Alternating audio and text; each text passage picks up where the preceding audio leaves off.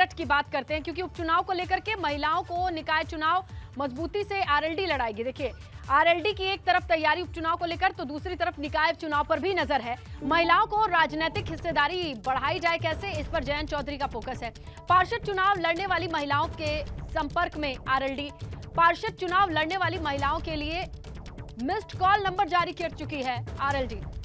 ये number flash कर रहा है स्क्रीन पर, 8527888807। ये नंबर जारी किया आरएलडी ने।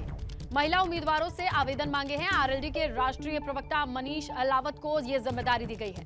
निकाय चुनाव में भी पूरी मजबूती से लड़ेगी आरएलडी।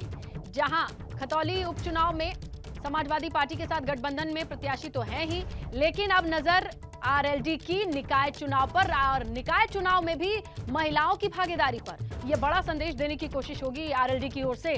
किस तरीके का इंपैक्ट होगा, ये समझने की कोशिश करते हैं हमारे सहयोगी सनुज से। सनुज, ये बताइए कि महिलाओं को राजनीति से जोड़ने के लिए, पार्षदों के एप्लीकेशन लाने के लिए मिस्ड कॉल का ये सहारा लिया गया है। किस तरीके की स्ट्रैटेजी दिखाई देती है ये?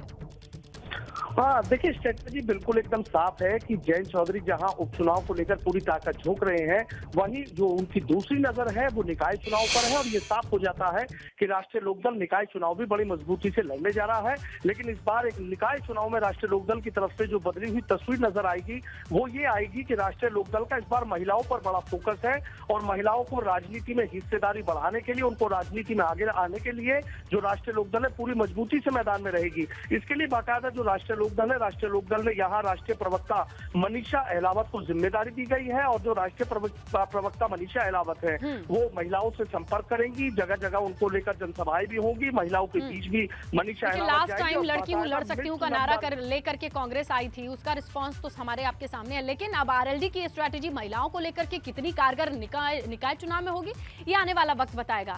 शुक्रिया सनुज जानकारी के लिए। बात करते हैं जहां खतौली उपचुनाव में जीत के लिए जयंत चौधरी ने सुपर 21 प्लान तैयार किया है। सुपर 21 प्लान क्या है? तो खतौली में रालोद के 8 विधायक और बड़े नेताओं ने डेरा डाला हुआ है। रालोद मुखिया जयंत चौधरी 21 नुक्कड़ सभाएं करने वाले हैं। जयंत 20 नवंबर को 11 तो 21 नवंबर को 10 नुक्कड़ सभा करेंगे। वहीं बीजेपी की तरफ से खतौली में यूपी के कैबिनेट मंत्री जितिन प्रसाद, प्रदेश महामंत्री एमएलसी अनूप गुप्ता चुनाव प्रचार के मैदान में उतरेंगे। वो आज खतौली पहुंच भी जाएंगे। कई गांव में जनसंपर्क कर बीजेपी प्रत्याशी राजकुमारी सैनी के पक्ष में वोट अपील करेंगे।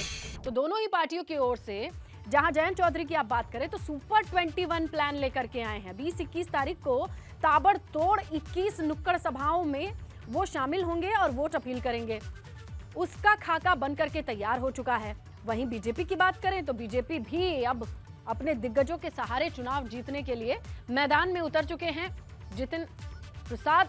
और इसके बाद ये माना जा रहा है कि यहां पर भी जिस रणनीति के तहत जहां जहां जनसभाएं होनी है वहां पर उनकी मौजूदगी देखी जाएगी। लेकिन जयंत चौधरी को लेकर के सुपर 21 प्लान सामने आया है। 21 नुक्कड़ सभाएं करनी है 2 दिन के भीतर, यानी ऐसे प्लान किया गया है नुक्कड़ सभाओं को कि बैक टू बैक 10 नुक्कड़ सभाएं एक दिन होंगी। तो 11 नुक्कड़ सभाएं करेंगे जयंत चौधरी 21 तारीख को। और ये दोनों नुक्कड़ सभाएं क्या विजय तिलक का सबब बनेंगे, ये आने वाला वक्त बताएगा, खतौली की जनता बताएगी। लेकिन तैयारी रणभूमि में किस तरीके से सभी दिग्गज अपने अपने दमखम के साथ उतरे हुए हैं, इसका अंदाजा आप लगाइए कि ताबड़तोड़ रैलियां होंगी, ताबड़तोड़ सभाएं होंगी, तो ताबड़तोड़ यहां पर नुक्कड़ सभाएं होंगी। आरएलडी की स्ट्रैटेजी है नुक्कड़ सभाओं के जरिए जनता के दिलों में पैठ करना, लोगों को यह विश्वास दिलाना कि खतौली की जनता आरएलडी पर विश्वास करे तो इसी में उनका भला है। यही समझाने के लिए 21 नुक्कड़ सभाएं जयंत चौधरी की स्ट्रैटेजी का हिस्सा हैं। तो वहीं बीजेपी अपने तरीके से चुनाव लड़ती है, छोटा बड़ा हर एक चुनाव वहां एक ही तरीके से लड़ा जाता है। वो है अपना 100% देना। दिग्गज उतरते हैं मैदान में और वोट अपील करते हैं। आज इसी के तहत पीडब्ल्यूडी मंत्री जितिन प्रसाद पहुंच चुके हैं खतौली।